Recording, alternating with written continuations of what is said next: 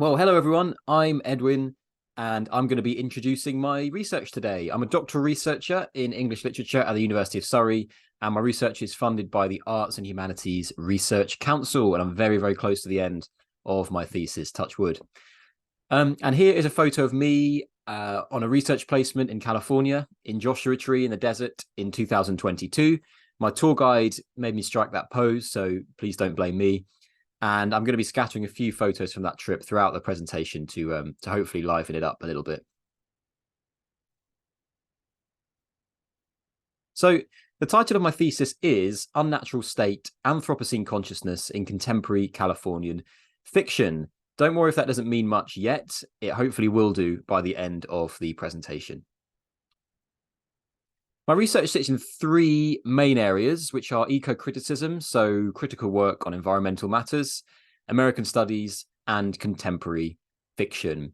And the novels that I'm working with are all published in the 21st century, all based around environmental matters in California. And obviously, when you're working on a place as broad and as culturally diverse as California, you want to reflect that in your analysis. So I am looking at Asian, African, Mexican, and Anglo-American authors, and the novels that I'm working with are in that picture below.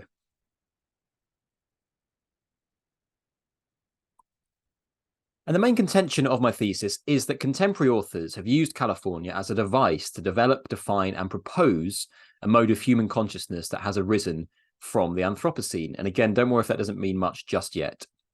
But what is the Anthropocene? Well, the Anthropocene is a proposed name for our current geologic epoch, defined by the impact of humanity upon the Earth. So it's not quite the same as climate change. Climate change is more of a symptom of the Anthropocene.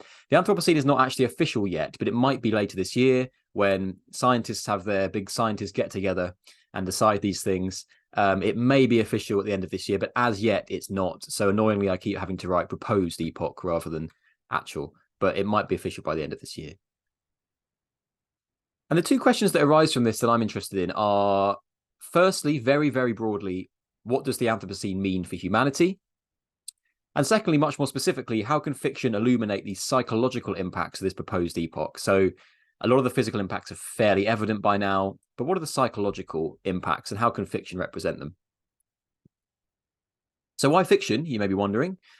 Well, to me, more than any other art form, fiction provides access to the minds of characters through the written word. So if you think about film or visual art, say, those mediums can't really represent the human psyche in quite a direct way as fiction can. And that means that we as readers are able to empathize with characters in a very direct way. And in terms of my thesis, we understand characters' states of mind as they navigate the Anthropocene Earth in contemporary fiction. So why fiction? That's a question my supervisor was asking me for the first 2 years of my thesis, pretty much. And I finally have what I hope is a decent answer. Why California? Another question that was being asked quite regularly of me, with good reason. Well, this photo, the main photo, is of San Francisco in 2020. You may recall these kind of images around that year when there were big wildfires in California, and a lot of the kind of ash and smoke from that drifted over to San Francisco. And I've also got some native wildlife in this slide for some reason, just to mix it up a bit. So why California? Well, in the novels I analyze, and arguably in real life, California is a microcosm or symbol of the Anthropocene, exemplifying the drivers and effects of the epoch. So you might think of drivers like nature degradation, capitalistic overdevelopment on natural land, resource extraction, deforestation. California uses much more than its fair share of resources, of fossil fuels, and burns much more than its fair share of greenhouse gas emissions.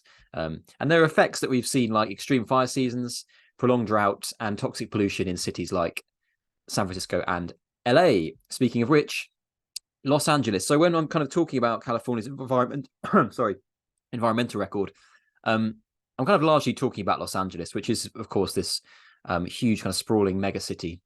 And there are many, many good things about LA, and I would attest to that, having spent some time there. I love the city, but it can't be denied that it's got a pretty bad environmental record, as we can see from some of these quotes here. And as I kind of referred to in the last slide, the environmental record of LA affects not just populations within LA itself, but also far outside, because Los Angeles produces a gargantuan amount of greenhouse gas emissions. This contributes to climate change, which affects, poorer global South nations disproportionately. So it's quite important, I think, in the Anthropocene, a city like LA.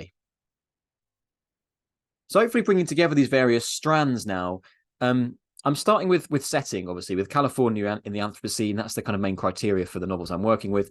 I'm then looking at the ways in which characters navigate this Anthropocene California and the ways in which authors allow us to empathize with characters. So there's kind of a three-stage process there, which I'm looking at in the thesis. And when I'm talking about kind of psychological impacts and empathizing with characters, what I'm really getting at is this idea of consciousness. So possibly don't need a definition of this. I'm sure you're aware of the term, but it's quite a nebulous term in a way. So the basic definition is a state of being aware of and responsive to one's surroundings, and also a person's awareness or perception of something. So out of this, over time, I've kind of fashioned this concept of Anthropocene consciousness. And this is quite a long slide, so I'm going to try and break it down.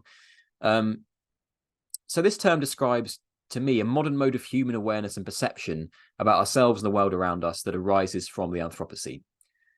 And I'm not for a second suggesting that this experience is universal or homogenous. Obviously, everyone experiences the Anthropocene in different ways. But what I am suggesting is that these authors kind of propose a model of human consciousness through their novels. And this consciousness is generated in readers through the characters of the novels in the way that I've just described in that process. And characters and readers, therefore, come to understand themselves as part of a species that has birthed a new geologic epoch. So there's an element of self-consciousness there. You know, what does it mean to be human in the Anthropocene, as I said in a previous slide?